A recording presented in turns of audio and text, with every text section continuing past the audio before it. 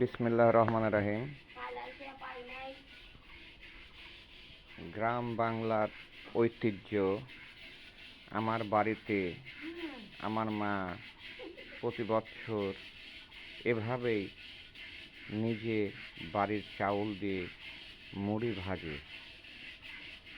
আমার পাড়ার বৌদি আমার বাড়িতে এসে আমার মাকে মুড়ি বানিয়ে দিচ্ছেন, মুড়ি ভেজে দিচ্ছেন। গ্রাম বাংলার ঐতিহ্য। এই যে আমার আরেক বুবু বেগম বুবু এসে সহযোগিতা করছে।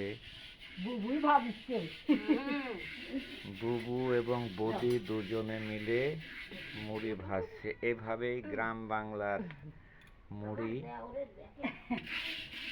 ঐতিহাসিক। এই মুড়ি সবচেয়ে টেস্টি মুড়ি।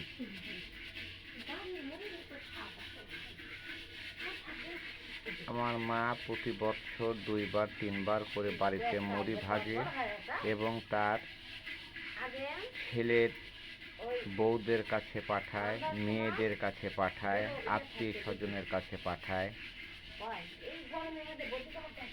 এই যে মুড়ি হয়ে গেছে, টাটকা মুড়ি।